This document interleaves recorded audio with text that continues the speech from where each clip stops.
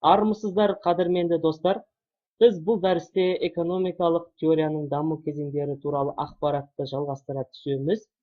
Ең алдымен алдыңғы сабақтарға біз қысқаша шолу жасап өтейік. Біз меркантилизм, физиократизм, классикалық саяси экономия туралы ақпарат алдық. Және де классикалық мектеп өкілдерінің ойлары екіге бөлінгендігі туралы, марксизм және маржинализм құрылғандығы туралы біз хабардар болдық. Ал енді бұл дәрісте біз неоклассикалық мектеп өкілдерінің ойлары туралы сөз қозғаймыз. Енді неоклассикалық мектептің негізін қалаушы Альфред Маршалл деген азамат болып табылады. Оның экономикс қағидалары деген еңбегі сол неоклассикалық ойларға, неоклассикалық мектеп тұлғаларының ойларына лық толы. Енді біз неоклассикалық мектептің ойларын негізі жіті түсінуіміз үшін басқа да мектептерге қысқаша шолу жасап өтейік. Ойларына, мысалы, классикалық мектеп олар құнның қалыптасуын зерттей келе оған капитал, еңбек, жер әсер етеді деп, осы үш фактор әсер етеді деп Адам Смит атап өтіп, құн қалыптасуының еңбектік теориясын жасап шығарған болса, ал маржинализм мектебінің өкілдері олар шекті пайдалылық теориясын енгізді. Яғни олардың айтуы бойынша мынау құнға әсер ететін мынау үш фактор жеткіліксіз. Адамға пайдалылық қасиеті бойынша да олар құнға әсер етеді деп, олар шекті пайдалылық теориясын жасап өтті. Бұл маржинализм мен классикалық мектеп өкілдерінің негізі ойлары туралы сіздер алдыңғы сабақтарда ақпарат ала аласыздар. Біз қысқаша ғана шолу жасап өттік. Ал енді неоклассикалық мектеп өкілдерінің негізгі ойына келетін болсақ, олар айтты, сұраныс пен ұсыныстың ара қатынасынан баға қалыптасуындағы заңдылықтарды зерттеді. Яғни сұраныс пен ұсыныстың баға қалыптасуына қалай әсер ететінін зерттеді, жалпақ тілмен айтқан кезде. Және де осы Альфред Маршалл деген мырза осы классикалық мектеп тұлғаларының құн қалыптасуының еңбек теориясы мен маржиналистердің шекті пайдалылық теориясын біріктіре отырып, баға қалыптасудағы екі фактор теориясын жасап шығарды. Бұл екі фактор деп тұрғанымыз сұраныс пен ұсыныс фактор ғой, жалпы. Енді біз білеміз, классикалық мектеп өкілдері олар мемлекеттік реттеуді барынша минималды етуге тырысады. Мемлекет мүлде араласпаса жақсы болады деген Адам Смиттің де сөздері бар. Ал неоклассикалық мектептің өкілдерінің негізгі ойы бойынша мемлекет араласуы қажет, бірақ белгілі бір шегі болу керек, яғни шекті түрде әсер етуі қажет дейді.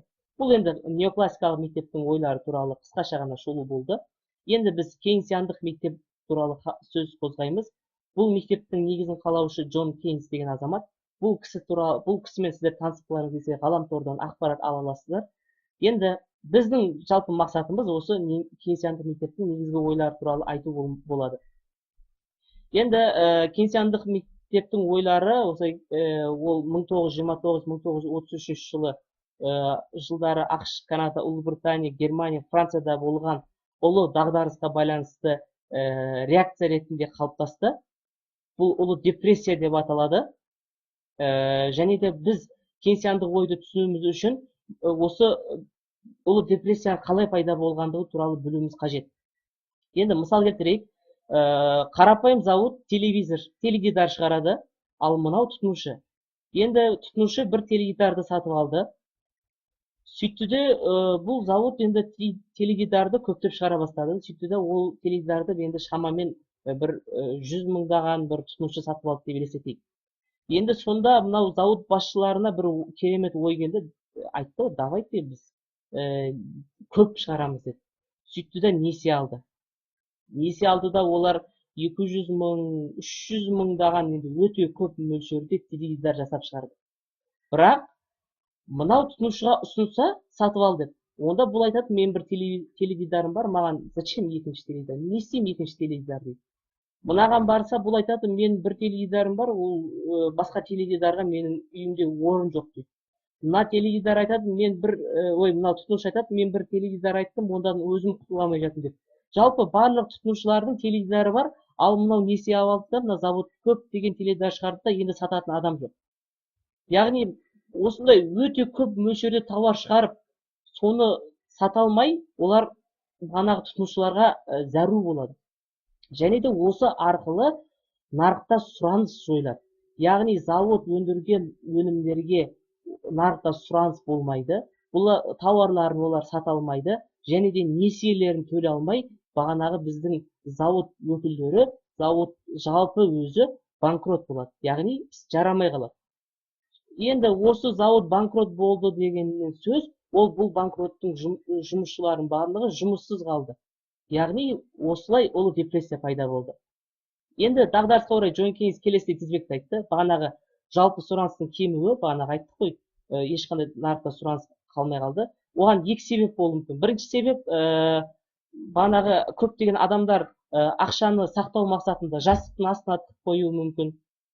Біреулер бағанағы сандықтың ішіне тығып қояды.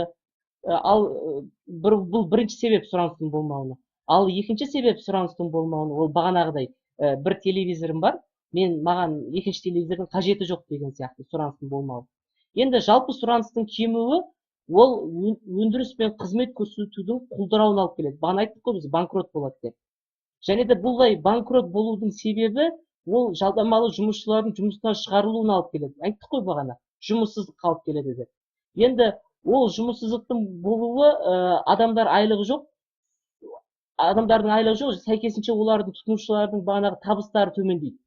Тұтынушылардың табыстарын төмендеу деген сөз, ол айлықтар жоқ, ақшалар жоқ, ештеңе сатып ала алмайды.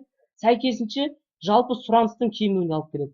Және де осы тізбек, мынау бағанағы біздің дөңгелегіміз, біздің колесо, осы ұлы депрессияның несі, тізбегі. Яғни осылайша дағдарыс болды деп есептелінеді. Енді Кейнстің идеясы, ұсынысы бойынша ол айтады, тұтынушылар жалпы сұранысты тудыратын шамада болмаса, яғни тұтынушылар ештеңе қажет ете алмайды, сұранысты жасай алмайды, сатып ала алмайды. Онда мемлекет араласуы қажет дейді. Мемлекет қалай араласады? Мемлекет олар ірі кәсіпорындарға ірі бір жұмысқа ақылы тапсырма береді. Мысалы, қалай болады? Біз қазіргі таңда тендер дейміз ғой.